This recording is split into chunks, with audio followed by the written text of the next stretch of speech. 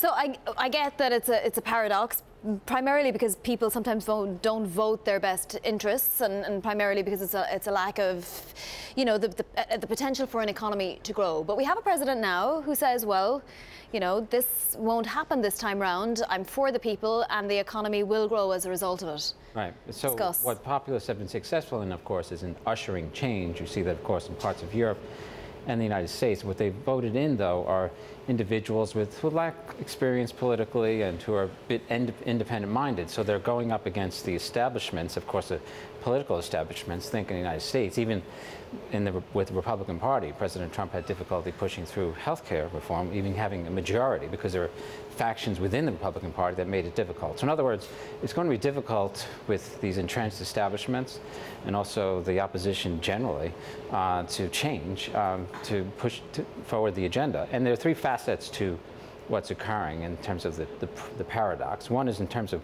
governance, the difficulties I just described in pushing things through. And it has a lot to do with constitutional and institutionalized, therefore, checks and balances. It's also trade. Individuals, populists, want more trade. They want more of what they consume to be produced here or domestically, and they want to ship more to the rest of the world, but they're turning inward. And finally, on investments, the nation's resources, and you see this in President Trump's budget this week, are tied up, you could say, in other places. President Trump wants to extract money from big social programs, but it's already, his budget, it's seen as dead on arrival. There's gerontocracy, ruled by the aged. There were aging populations globally.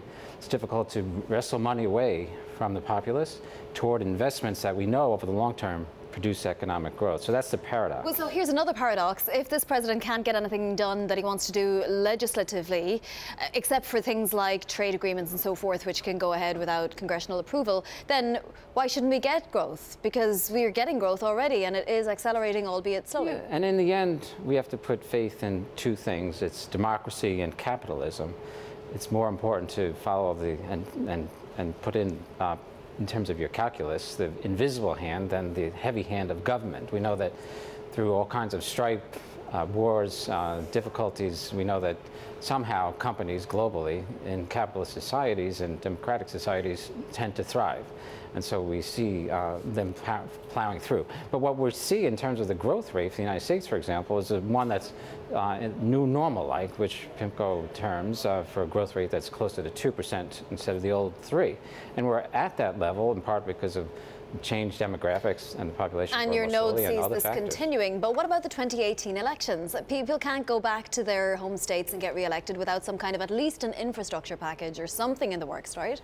Yes, but and the one question one would have is, will the populists, those who are voting for populist candidates, recognize that perhaps some of the measures put in place by the 2018 election or by various states in different parts of the world will have long-term benefits? For example, with the infrastructure package you mentioned, what if it is labeled $1 trillion in size? Will it really be $1 trillion in spending over 10 years? In our secular forum, where Pimco gathered a couple of weeks ago in Newport Beach to discuss the 3 to 5 year outlook, we found it's going to be difficult for these sorts of things to happen in terms of the infrastructure. Perhaps there'll be $20 billion per year, forgive me, in direct spending, and the rest, the government will say, well, it's because of private sector involvement and a big multiplier that will get to $1 trillion. But the actual direct spending won't be large. What I'm getting at is that the actual impact on the economy in terms of boosting economic growth on a permanent basis is likely to be much smaller than people think at the start. So more lifting for the Fed, what does that mean for rates in the 10-year?